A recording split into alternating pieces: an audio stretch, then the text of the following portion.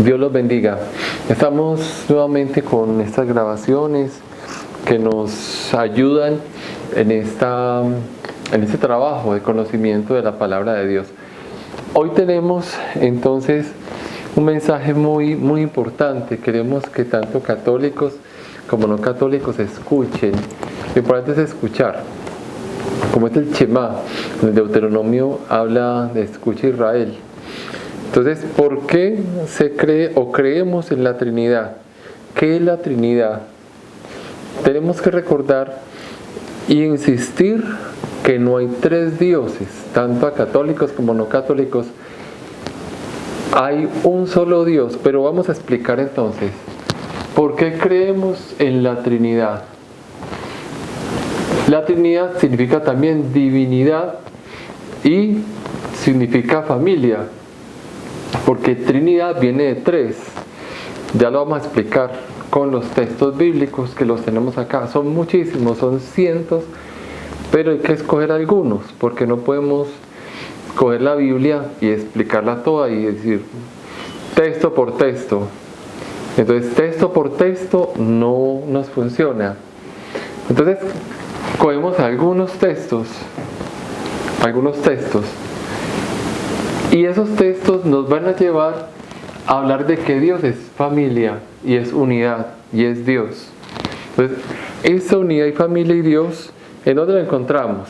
Lo encontramos en Génesis 1:26, dice, hagamos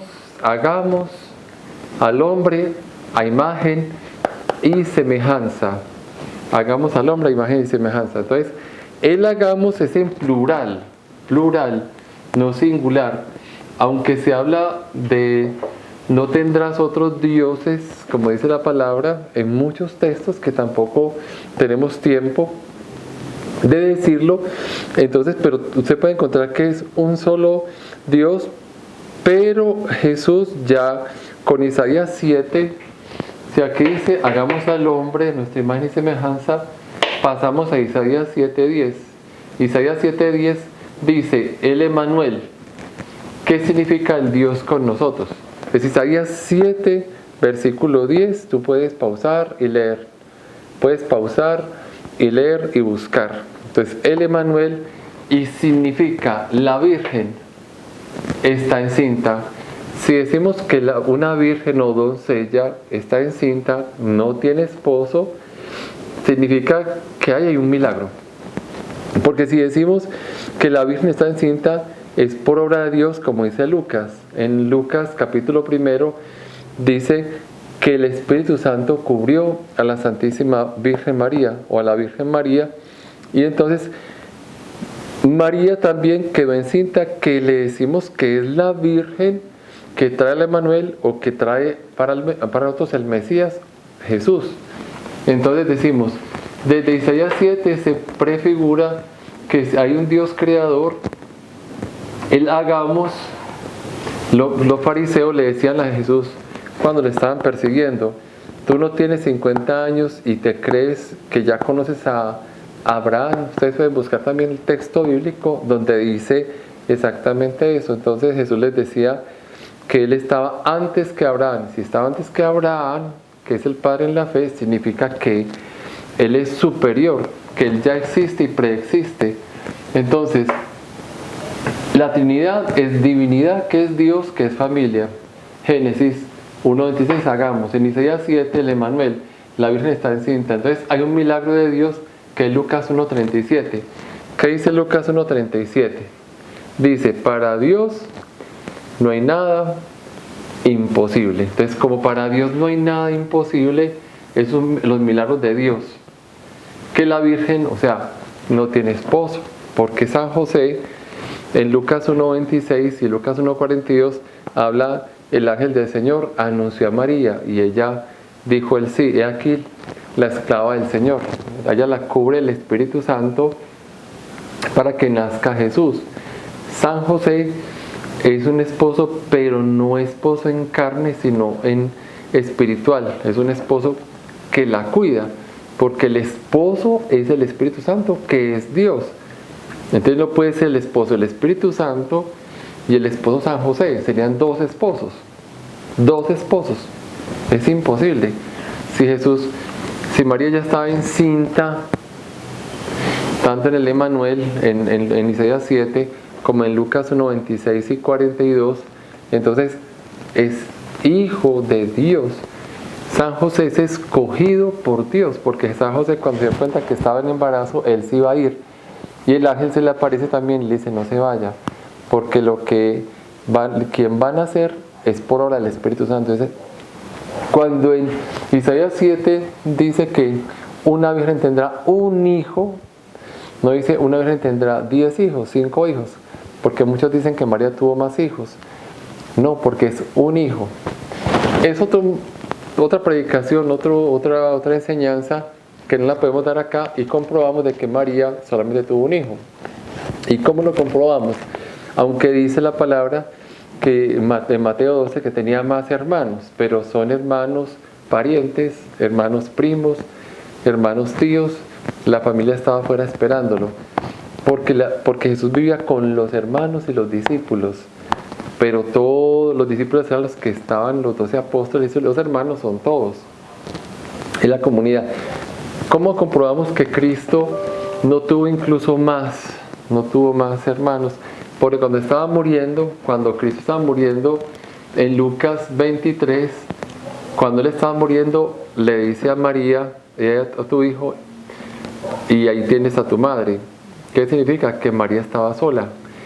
San Juan recoge a María, porque si no la acoge, María queda sola. San José ya había muerto, ya no estaba Jesús.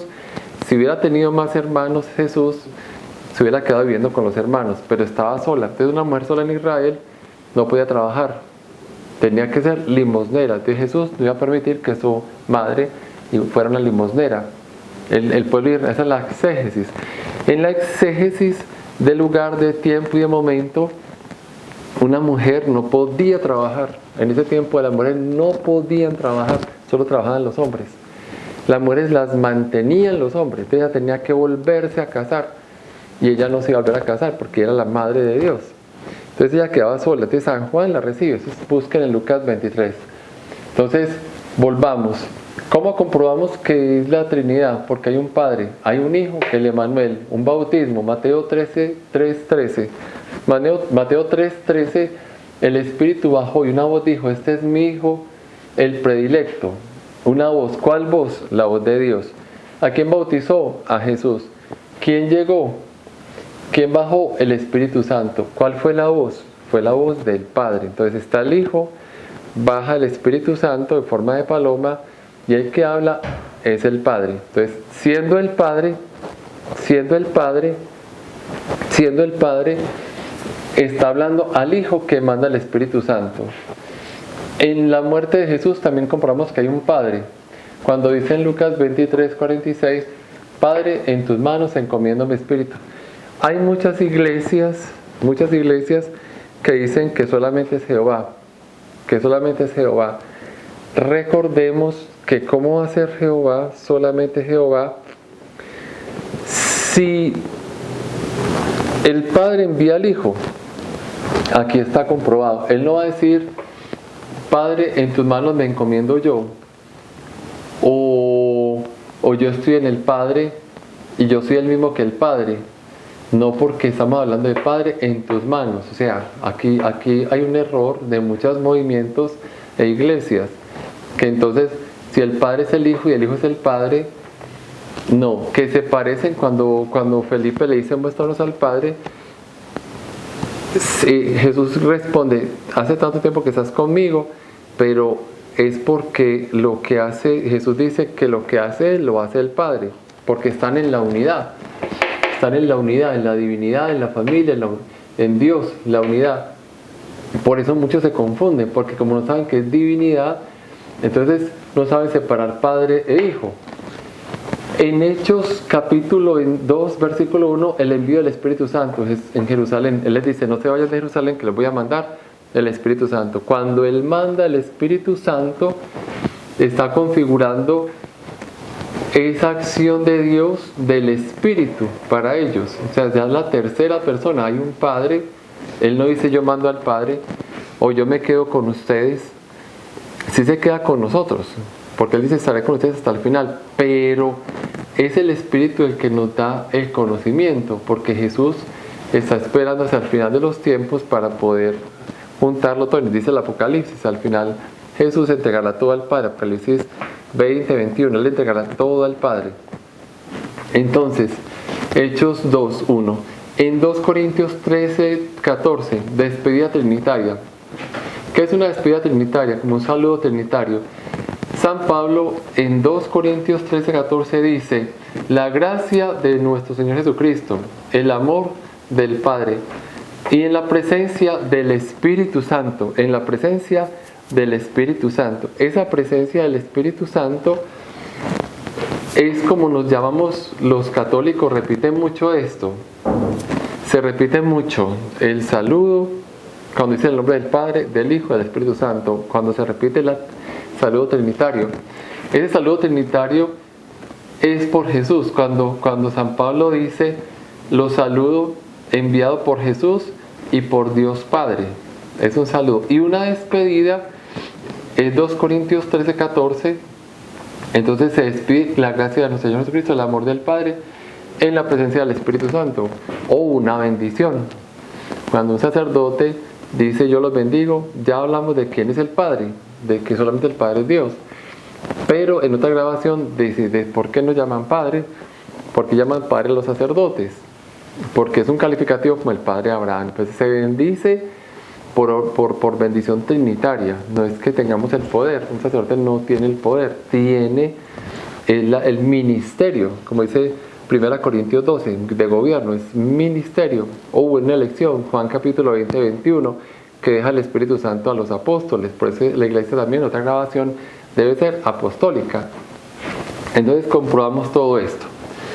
Todo esto que estamos leyendo y diciendo es para dar a entender ese mensaje que ustedes deben tener claro. Y volvemos a repasar. Simplemente ustedes pueden ver, colocar pausa y mirar qué es la Trinidad, que se vive en el hagamos, que hay un envío, que hay un bautizo en el Espíritu con la voz del Padre, que hay una muerte, Él se encomienda al Padre nuevamente para regresar, que Él nos manda el Espíritu, que después los saludos y las despedidas son en forma trinitaria. Por eso entonces en las celebraciones siempre se va a tratar trinitariamente con el Padre, con el Hijo y el Espíritu Santo, porque es un creador, un salvador que es Jesús. Y es en Hechos de los Apóstoles ustedes pueden leer toda la vida del Espíritu, cómo comienza la fuerza del Espíritu Santo. Pues por el poder. Ellos estaban con Jesús en los Evangelios, pero en Hechos de los Apóstoles es con el poder del Espíritu Santo. Los milagros, las acciones grandes, y la iglesia comienza en Pentecostés. Démosle gracias a Dios por esta grabación, que hayas aprendido algo, la puedes compartir, dar like, hacer las sugerencias y tener paciencia por si de pronto nos demoramos en contestar. Apenas estamos aprendiendo. Que Dios los bendiga.